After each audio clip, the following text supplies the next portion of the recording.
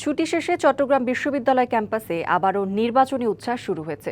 দীর্ঘ বিরতির পর চাকসু নির্বাচনকে ঘিরে প্রার্থীরা ব্যস্ত ভোটারদের দোরগোড়ায় পৌঁছাতে দিচ্ছেন নানা প্রতিশ্রুতি।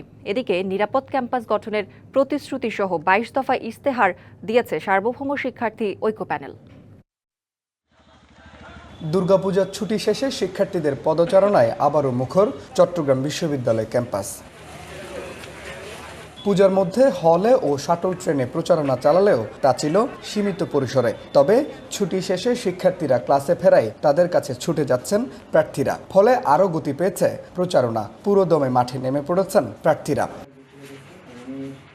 শাটল ট্রেন, ঝুপড়ি, শরণ চত্বর ও বিভিন্ন হলে রবিবার সকাল থেকেই প্রচারণা চালান প্রার্থীরা। শিক্ষার্থীদের কাছ থেকে প্রত্যাশিত সাড়া পাওয়ার দাবিও করছেন তারা। ক্যাম্পাসে যেহেতু আমরা দীর্ঘদিন কাজ করেছি সেহেতু শিক্ষার্থীরাও আমাদের সম্পর্কে অবগত।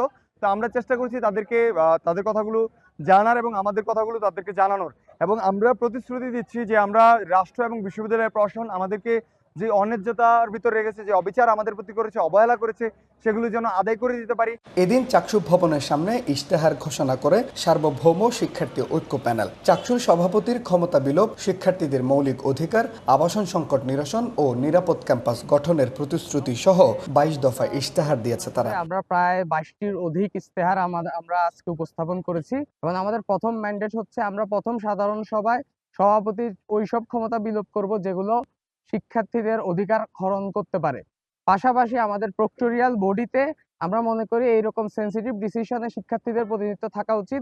চট্টগ্রাম বিশ্ববিদ্যালয় কেন্দ্রীয় সংসদ ও হল সংসদে ৯০৮ জন প্রতিদ্বন্দ্বিতা করবেন। এর মধ্যে ভিপি পদে ২৪ জন, জিএস পদে ২২ জন ও এজিএস পদে প্রার্থী ২১ জন। ভোট হবে ১৫ অক্টোবর।